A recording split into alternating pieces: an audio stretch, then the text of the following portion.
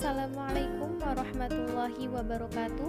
Perkenalkan, nama saya Nurul Amelia, NIM 2011101156, Prodi Pendidikan Agama Islam, Fakultas Tarbiyah dan Ilmu Keguruan, Kampus Universitas Islam Negeri Sultan Haji Muhammad Idris Samarinda.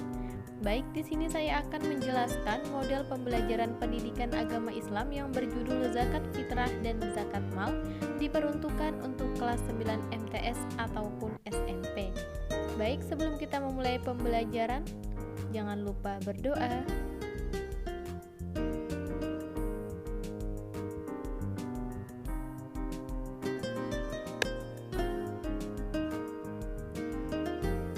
Nah, kemudian kita masuk ke bagian menu utama. Di bagian menu utama terdapat pendahuluan, kompetensi, materi, pustaka, pengembang. Kita masuk ke bagian pendahuluan.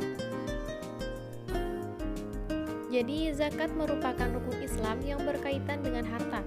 Arti zakat sendiri secara bahasa adalah menyucikan. Zakat dari segi istilah adalah harta tertentu yang wajib dikeluarkan oleh orang yang beragama Islam dan diberikan kepada golongan yang berhak menerimanya. Zakat terbagi menjadi dua macam, yaitu zakat fitrah dan juga zakat mal.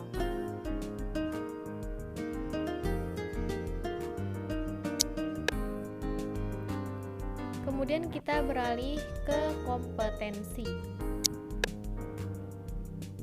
Nah, di bagian kompetensi terdapat standar kompetensi, kemudian terdapat kompetensi dasar dan juga indikator. Kita masuk kepada standar kompetensi. Jadi di sini yaitu menjelaskan tata cara zakat fitrah dan juga zakat mal. Beralih ke kompetensi dasar.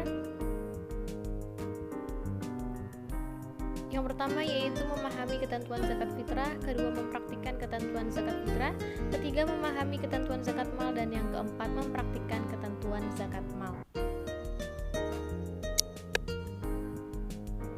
Kemudian beralih ke indikator. Yang pertama, siswa dapat menjelaskan pengertian zakat fitrah. Kedua, siswa dapat memahami syarat-syarat muzaki atau orang-orang yang mengeluarkan zakat.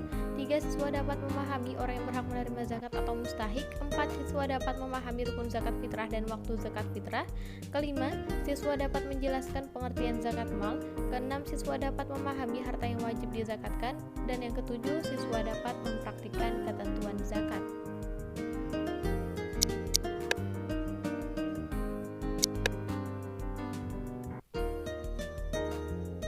Kemudian kita beralih kepada materi.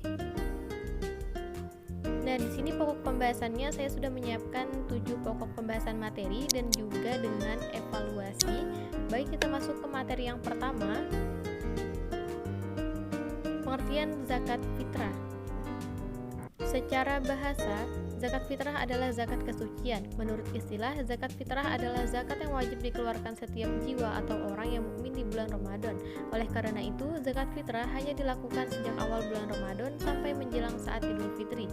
Zakat fitrah disyariatkan Allah kepada umat Islam pada bulan Sya'ban tahun kedua Hijriah.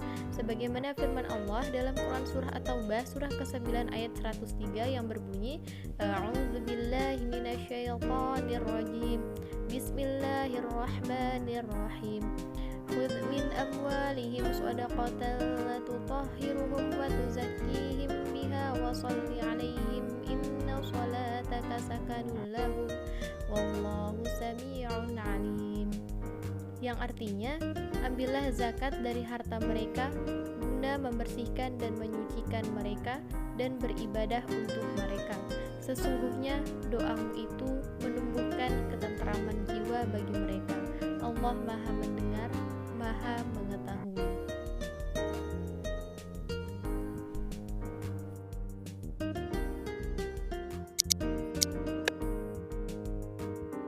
Kemudian kita beralih ke materi berikutnya,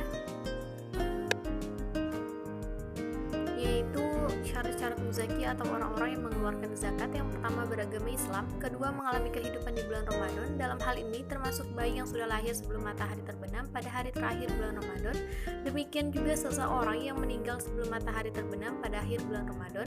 Yang ketiga mampu membayar zakat, artinya dia mempunyai kelebihan harta untuk mencukupi kebutuhan keluarganya pada saat hari raya Idul Fitri.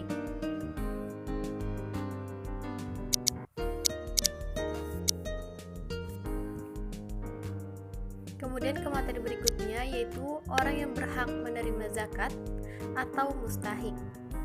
Sesuai dengan firman Allah dalam Quran Surah At-Taubah, Surah ke-9 ayat 60, zakat disalurkan untuk 8 golongan, sebagaimana firman Allah dalam Quran Surah At-Taubah, Surah ke-9 ayat 60, A'udzubillahi minasyaitonirrajim, Bismillahirrahmanirrahim, Innamas shadaqatu lil fuqara'i wal masakin wal 'amilina 'alaiha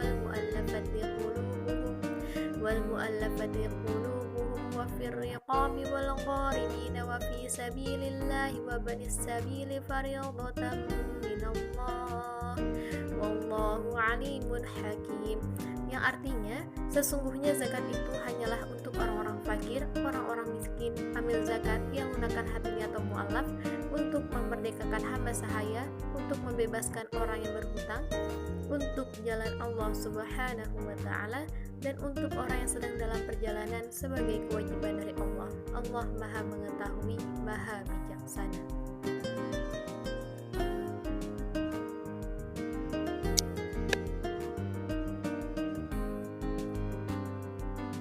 Dari penjelasan tersebut, zakat secara rinci diperuntukkan kepada yang pertama fakir, yaitu orang yang memiliki harta sangat sedikit, tidak mempunyai pekerjaan dan tidak dapat memenuhi kebutuhannya sehari-hari. Kedua, miskin, yaitu keadaan orang yang mempunyai sedikit harta dan penghasilan serta tidak dapat memenuhi kebutuhan sehari-hari.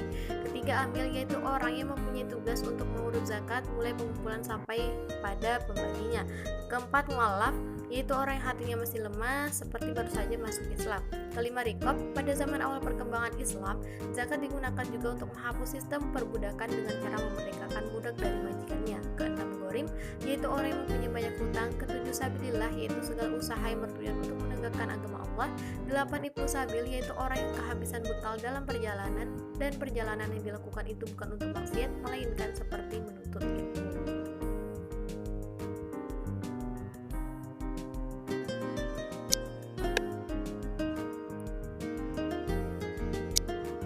Kemudian masuk ke materi yang berikutnya, yaitu rukun zakat fitrah dan waktu zakat fitrah. Rukun zakat fitrah yang pertama niat. Apabila diucapkan, maka bacaan niatnya adalah Bismillahirrahmanirrahim, nawaitu an ukhrija zakatal fitri an nafsi faradhan lillahi ta'ala, yang artinya saya berniat mengeluarkan zakat fitrah untuk diri sendiri karena Allah Ta'ala. Yang kedua adanya muzaki atau berzakat fitrah. Yang ketiga adanya mustahik atau orang yang menerima zakat fitrah. Dan yang keempat adanya harta yang dipergunakan untuk berzakat fitrah. Kemudian waktu zakat fitrah, pada prinsipnya zakat fitrah diwajibkan bagi setiap orang Islam. Ada 3 hukum membayar zakat fitrah bagi umat Islam, yaitu yang pertama waktu ta'jil. Membayar zakat fitrah secara ta'jil hukumnya diperbolehkan, yakni dilakukan sejak awal bulan Ramadan tiba hingga hari terakhir bulan Ramadan sebelum maghrib atau berbuka. Kedua waktu wajib. Hukum wajib ini diperuntukkan bagi Islam yang membayar zakat fitrah semenjak matahari terbenam atau sholat maghrib sampai sebelum sholat subuh di akhir bulan Ramadan. Yang ketiga, waktu terbit utama atau afdol untuk membayar zakat fitrah bagi umat Islam adalah sejak selesai sholat subuh sampai sebelum pelaksanaan sholat Idul Fitri. Sholat Idul Fitri yang menjadi patokan adalah sholat Idul Fitri di tempat tinggal kita.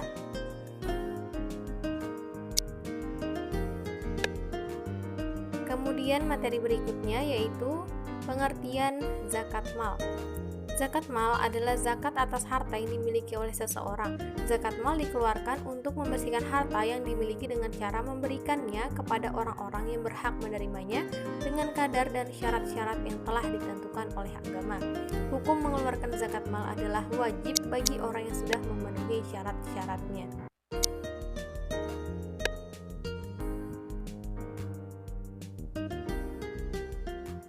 Kemudian materi berikutnya harta yang wajib dizakatkan. Yang pertama emas dan perak. Emas dan perak yang wajib dikeluarkan yaitu merupakan harta simpanan. Emas dan perak yang disimpan wajib dikeluarkan zakatnya apabila sudah dimiliki selama 1 tahun. Nisabnya yaitu yang pertama nisab emas 93,6 gram atau pendapat lain 85 gram, nisab perak 624 gram, nisab zakat keduanya 2,5%. Yang kedua harta perniagaan. Harta jenis ini disyaratkan sudah setahun dan sudah mencapai 1 nisab. Nisab dihitung dari harta milik sempurna dan tidak termasuk pinjaman kepada pihak lain. Nisab senilai dengan emas 93,6 gram atau pendapat lain 85 gram, kadar zakatnya 2,5%. Yang ketiga peternakan. Yang harus dikeluarkan zakatnya adalah kambing atau domba, sapi atau kerbau, dan unta. Adapun perhitungan zakatnya,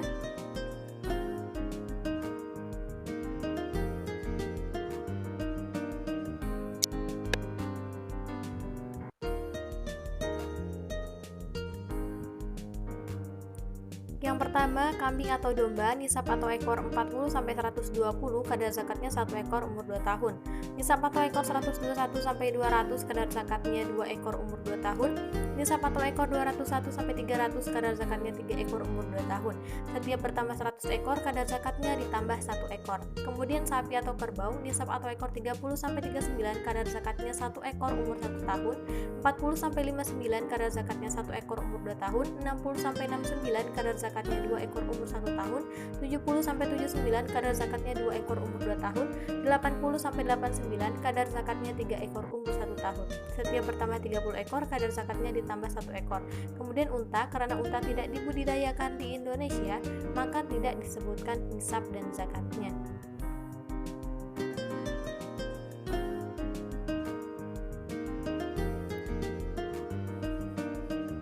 Kemudian yang keempat yaitu pertanian.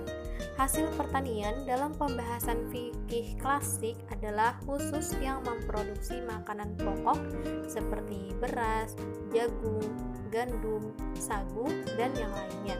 Zakat jenis ini diberikan setiap panen dan tidak perlu menunggu 1 tahun. Ketentuannya adalah nisab 750 kg atau 5 wasak, kadar zakatnya 10% apabila tidak ada tambahan biaya untuk pengairan dan 5% apabila tidak ada biaya untuk pengairan. Yang kelima, harta temuan atau rikas, yaitu harta terpendam yang ditemukan dan harta itu sudah tidak bertuan lagi. Jika seseorang menemukannya, harta itu menjadi miliknya, namun harus dikeluarkan zakatnya yaitu 20%. Jika harta rikas ditemukan di Indonesia, kita harus mengikuti ketentuan hukum positif di Indonesia.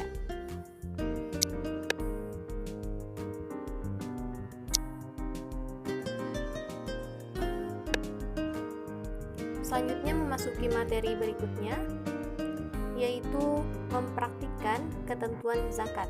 Setiap muslim yang memenuhi syarat berkewajiban mengeluarkan zakat fitrah.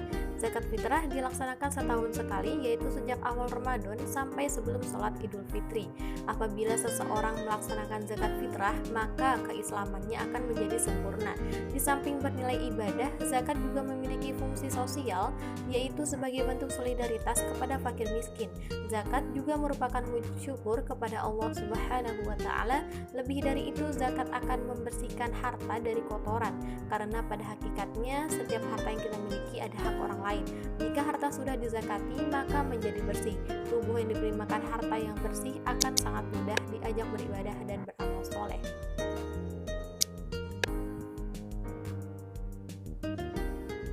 Kemudian memasuki ke bagian evaluasi atau pertanyaan. Jadi di sini saya sudah menuliskan sebanyak 7 pertanyaan nantinya, dan saya juga sudah menyisipkannya di slide selanjutnya.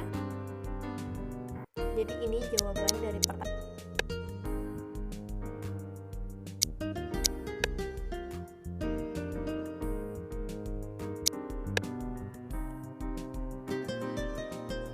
Ya baik, kemudian kita beralih ke pustaka.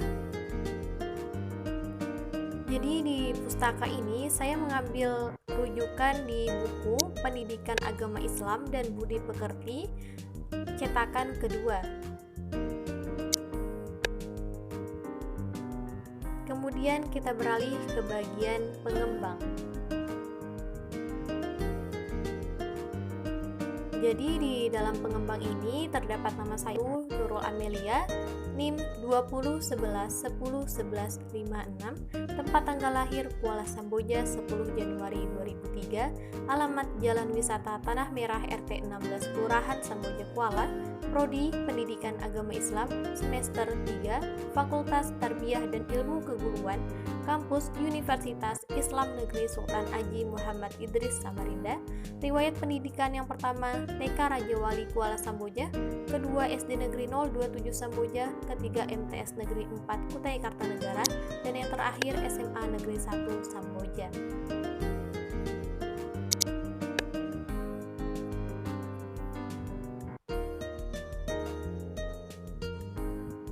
Ya baik, ke halaman yang pertama. Ya, mungkin itu saja yang bisa saya sampaikan. Semoga bermanfaat, kurang dan lebihnya mohon maaf. Wassalamualaikum warahmatullahi wabarakatuh.